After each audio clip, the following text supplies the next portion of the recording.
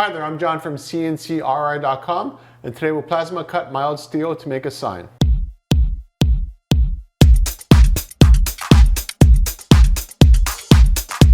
Something I like about working at my company is that we get to use a whole bunch of different technologies to do different things. In this case here, I use the plasma cutter to make this sign. It's 12 gauge mild steel, which is a little bit less than 1/8 inch, or roughly 3 millimeters. So it's relatively thin, but it's mild steel. If this was wood, it would break in 2 seconds. Like, it's incredible the strength of steel relative to how thin it is. Now, what I really like about plasma cutting over water jet or laser cutting is actually the edge quality you get on mild steel. I got a little piece here. This is the W that actually fits in here. And I just want to see, hopefully I get the focus working. There we go. If you look at the edge quality, it's absolutely amazing. Now for this kind of application here, it might not really matter, but to me these are the little things that I notice using different machines, different processes, different technologies. They all have their plus and their minus, but when it comes to mild steel, it's really tough to beat a plasma cutter for some reason. It just produces really nice edge quality. Now the drawback to that is that you have a larger kerf. Now what that is how much material is burned. So let me see if I get this roughly in here. And you can see it sort of fits. So what the kerf is roughly a 1/16 inch of material is instantly vaporized by the machine. Now with laser you get a tighter kerf.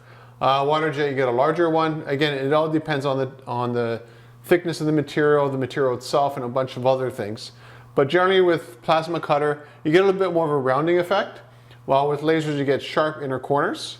And that again is related to the size or the diameter of the cutting jet. In this case here it's plasma.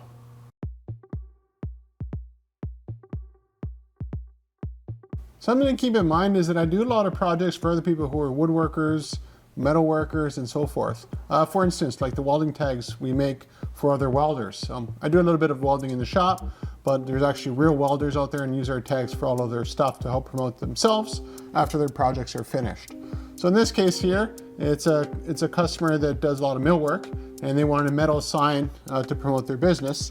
And well, I cut the metal sign for them, and then they did the finishing work that you see at the introduction to the video. The picture of this sign with wood all around and the black backlit LEDs and that kind of stuff, that's all what they did. I just did the sign as you see here.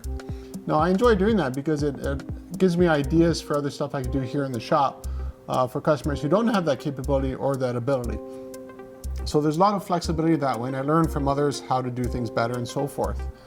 What I really enjoy about plasma cutting here is that whenever it's running, you could definitely hear it, you could feel it, and like there's waves of heat coming onto you when you're doing it. I just really enjoy the process more than anything else. You don't get the same thing with laser, and you definitely don't get the same thing with water jet. So it's just a unique characteristic of this machine.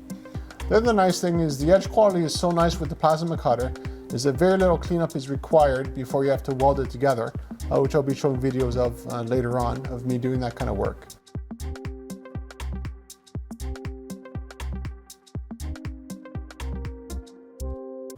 Now in this case here, the customer wanted mild steel, and it made total sense to me.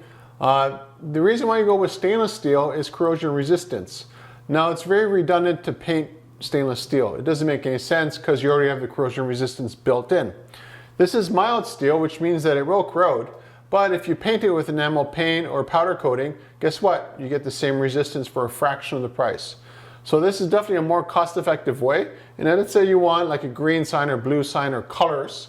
Again, it makes no sense to make it a stainless steel and then paint it. You might as well go with mild steel, save a ton of money, and just paint this. And every couple of years, there might be a little bit of rust coming out here and there. But again, just paint it again and you got a fresh new sign. So if you're looking for colors on your metal sign, go with mild steel.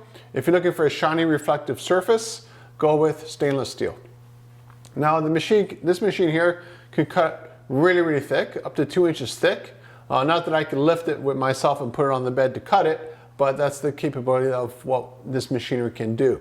So if you're looking for custom metal signs, any size, any shape, any material, contact me at CNCKing.com. We'll make it for you and ship it right to your door.